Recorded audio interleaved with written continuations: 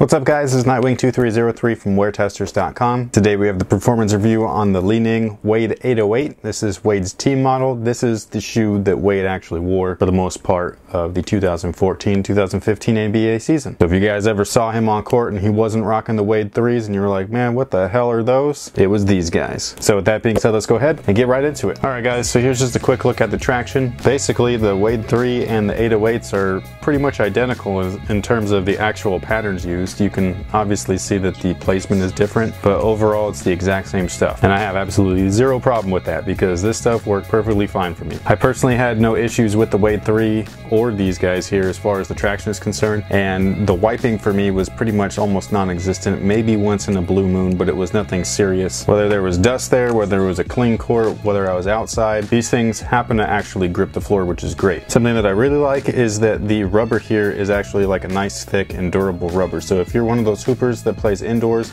and outdoors, these guys are going to be able to take care of you. Now as far as cushion is concerned, they basically use what all the other Li-Ning models do, which is their bounce and cushion systems. It's basically little pads of cushion or different density foams. There's one in the heel and there's one in the forefoot. Probably better if I showed you here, but there's basically a pad here of a different density foam, and then there's a square here of another different density foam, and that's encapsulated within their EVA or Phylon. For those of you that don't know, EVA and Phylon is the same thing. And basically that gives you your cushioned ride. So you have different densities in the forefoot and heel along with the Phylon carrier. Works really well. I personally like it. If you need an abundance of cushion, you might want to look somewhere else. But if you are looking for something low profile that's going to work, this is definitely going to get the job done. Now for a shoe that's listed, at least for US residents, at approximately $90, there's no other basketball shoe on the market right now that will offer you better materials than this. Yep, you heard that right. There is no other basketball shoe currently on the market listed for their original retail price with better materials than these. If you watch the unboxing video, you pretty much already know, but you can see the grain of leather. They're nice, real thick cuts, actual leather, nice synthetic coats on top of it so that it's fairly durable. They will scuff and things like that, but I mean, dude, you're playing basketball. That shouldn't be an issue. I mean, look at that tumbled on the back. That's just beautiful. Now, what I like the most about these, as far as their leather is concerned, is that it breaks in super fast. It's most likely due to the poor ventilation because of this stupid thing. If the strap wasn't covering up the mesh tongue, then you would get a little bit better airflow. But overall, because of that lack of ventilation, just kind of speeds up that break-in process. It's not a lack of ventilation to where it's a bad thing. It didn't bother me at all. No blisters, hot spots, anything like that. But it actually did help as far as breaking in the actual leather. So once that process or break-in process is complete, basically you have a shoe that just like custom molds to your foot. It's awesome. Every time you wear them on court, it's pretty much better than the last, just like classic 90s shoes. Basically, the 808s take what was awesome about the 90s and brings them up to speed for 2015. There are straps, really nice leather, and herringbone traction. What more could you want? So these guys fit me true to size. They are a little bit on the snug side, so wide footers might want to go up half a size. And I was a little concerned initially about the lack of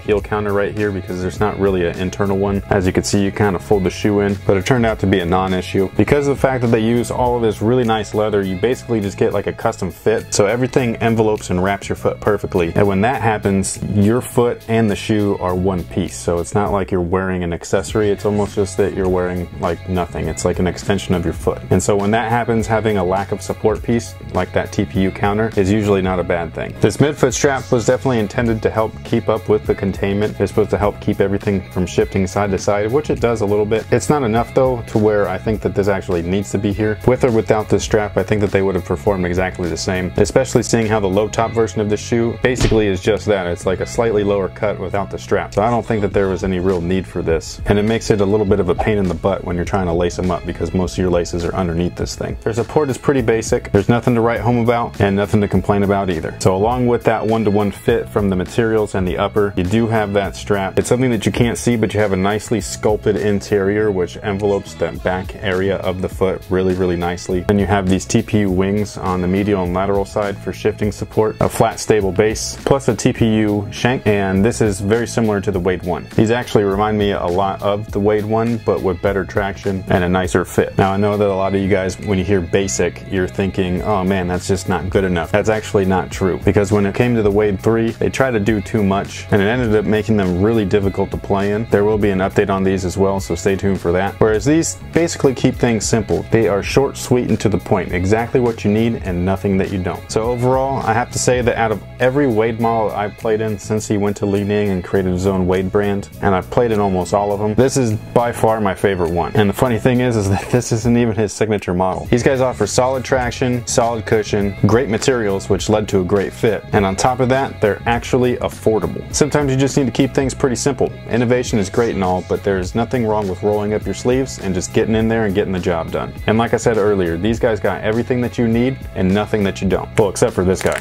They could have done without the strap. So that pretty much takes care of it. Thank you guys for watching. Thanks for all your support. Hopefully this helped you guys out if you are interested. If you are interested in grabbing a pair, I will have a direct link to where I got them from in the description box below. Stay tuned for their price, weight, as well as their scores. If you have any questions on their scorecard, you can always go to the link found in the description box as well, and that'll go and take you to the explanation on what all of those things mean. So thank you guys again, and until next time guys, have a good one.